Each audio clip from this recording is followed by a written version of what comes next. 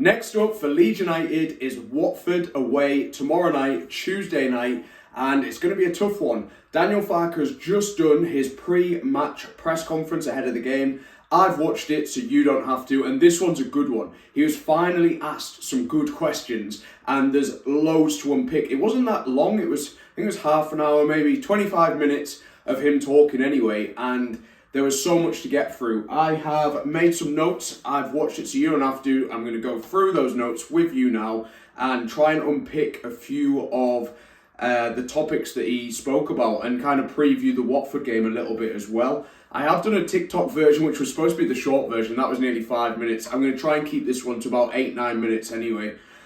So, post-match, obviously we lost against Millwall on Saturday in the FA Cup, dumped out of that 2-0. Post-match, Farke mentioned to the press that James, Rodon and Voba were doubtful, and he was first asked today, are they back and are they available? And the answer is yes, James and Rodon trained on Sunday, and no to Max Voba, who is injured again. So in terms of James and Rodon, it was a precaution not playing them on Saturday. They needed to rest. They trained on Sunday. They're good to go. They'll be involved tomorrow. Voba is out for another 6 weeks.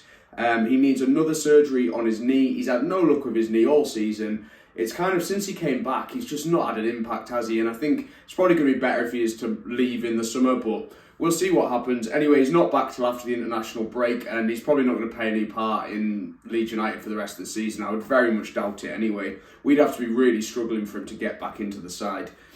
So, in terms of any other injury news, Patrick Bamford. He's not yet back in team training. He should be back in team training later in the week. There was no point bringing him back in ahead of this Watford game that he's not going to be involved in anyway, so we'll see on that. There's a few more Bamford and kind of injury update things that we'll get into a little bit later that he was probed on a little bit.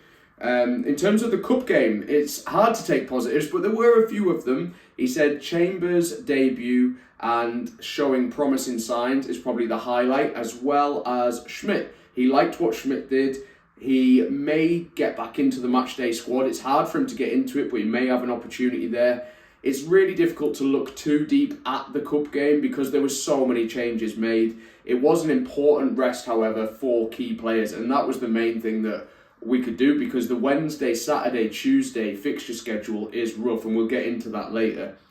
In terms of Chambers, he does speak really highly of him. He says he's a very good finisher, he's very dynamic. He does still need to learn a little bit how to play against the ball, but they like him a lot and he's definitely one for the future. So exciting to see how much Chambers can be involved in the squad. I've spoke about him a few times because I just get that feeling from Farke. He just really rates him. So we'll see how that goes. He spoke about Watford a little bit in terms of how they've played already this season. They played well against us, they played well against Sunderland. They do have a few players who are currently unavailable, but it's going to be a tough game nonetheless. And then in terms of our squad and our injury status, touch wood, everything's going really well. And he spoke on it again for the second press conference in a row, this time giving a really good answer. Normally you would expect more muscular injuries this time of year due to the heavy load and all the fixtures. However, our medical team and our players are doing really well. He really praised the way that the players are handling the recovery aspect and everything like that as well. The final stage of the season is really tough because you've got all that loading coming, but we are in a really good place. He was then asked about Pascal, because obviously Pascal's coming back from injury, but he got 90 minutes in at the weekend, and that was really important, Farke said, to get those 90 minutes in him and to get him back to match fitness. Then this one was a bit of a weird one, because were there any contract talks with Firpo, Giavogi, Byram, etc.? And he says, no, we don't have time right now. There's too much going on for us to be sitting down and talking about contracts. In terms of Firpo, for example, he's had injuries and suspensions, and then he's back in the squad, and there's just not time to be talking about that. I don't know if I really believe him. I think it'd be silly for there not to be some conversations going on, but we've just got to take his word for that. And then thoughts on the Pompey game being rescheduled, and this is a frustrating one for me. The fact they've rescheduled that game is terrible for our fans, travelling fans, and Farke spoke of it. Football is risking losing these match day fans because they're just making it so difficult for them to get around the country. Not only is our network system of like trains and everything an absolute joke, it's just getting harder and harder. Fans are setting off at 1, 2 a.m. in the morning just because of TV schedules, and that's just not fair. He also said the fixture list should be fair. It shouldn't be getting manipulated so heavily. It's difficult to understand how and why they do this. Well, not necessarily the why, but how they do this and how they're supposed to keep these fixtures fair when they're constantly changing it. They're not looking at the recovery of the players. And that brought him on to the next point, where fans do pay to see the best of the club's players. However, sometimes we just can't put them players out there, like on Saturday. They just weren't recovered enough. The players had a late away fixture Wednesday night, and then that early Saturday fixture. They're just not recovering enough. And people can say, "Oh, they get paid all this money." They're human beings. You can't speed up that recovery process. It just doesn't work. Not when they have to play again on the Tuesday night away from home. It's great that broadcasters want to show Leeds, and it's hard to complain as the club and the players get the benefits. But it is really, really tough. We have to adapt though, and we have to be smart, he said. Complaining won't help us in this situation.